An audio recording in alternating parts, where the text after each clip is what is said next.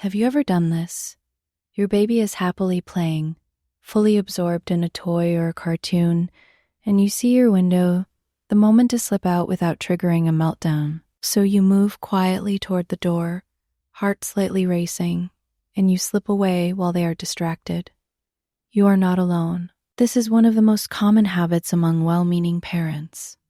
We have all done it, or felt the temptation to do it, because nobody wants to see their baby cry. And we have been told by well-meaning advice columnists and parenting guides that this is the smart move. Get out clean, avoid the drama, nobody gets hurt. But here is what science is telling us about why this small, seemingly harmless act teaches your baby a deeply unsettling lesson that can stay with them far longer than you might expect. Let us start with your baby is neurologically anchored to you. They have known your presence, your voice, and the sound of your heartbeat since before they were born. In those first months and years of life, you are not just a caregiver, you are the gravitational center of their entire world.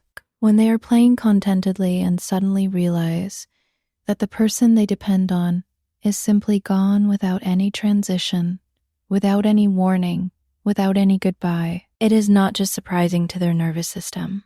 It is deeply alarming. Here is why.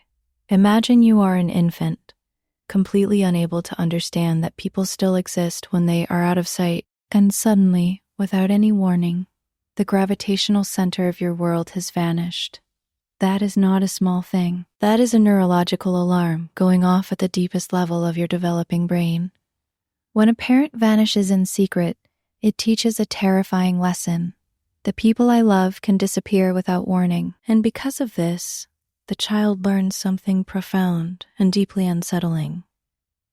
I can never fully relax. I must stay constantly vigilant. I must perpetually monitor my environment for signs that the people I love might suddenly leave me again. This is not an emotional overreaction. This is not a dramatic interpretation. This is the developmental consequence of teaching a child's nervous system over and over again that safe people are unpredictable. And the cruel irony is this: sneaking out does not actually reduce crying in the long run. It might reduce it in the short term. Your baby was distracted. They did not see you leave, so there was no protest in that moment. But the long-term consequence is a child who cries more, not less. Child who has been taught that they cannot trust separations to be predictable, so they fight every single one, terrified that this time too, you might vanish. Research consistently shows this.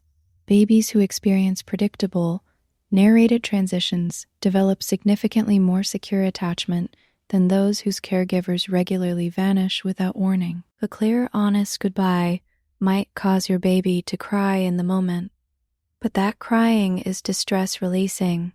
It is their system processing a known, predictable change. The sudden, unexpected absence of a parent is distress building. It is their system registering a threat with no framework to understand it or recoverlant to understand it or recoverlant experiences. The short-term cry and the long-term security cost of sneaking out are very different from a warm, honest goodbye that acknowledges the transition and honors your baby's need to understand what is happening. So what does it look like to do this differently? It is actually remarkably simple. It is not elaborate. It does not require perfect speech or a lengthy explanation that your toddler will not understand anyway. It just requires honoring the transition. Here's what it sounds like. I have to go now, but I will be back. Give them a hug. Give them a kiss. Use the same phrase every time, so it becomes a ritual they can predict and trust.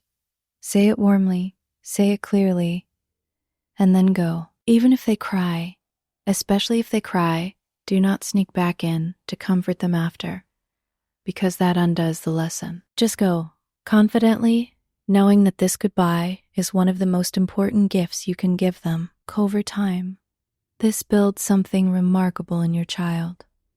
A quiet, deep-rooted trust that separations are predictable, that you always come back, and that the people who love them do not vanish. That is not spoiling them. That is not creating dependency. That is building the neurological and emotional foundation for the security that will carry them through every relationship they ever have. A child who trusts that loved ones do not disappear, unexplore, ungrow, explore and grow,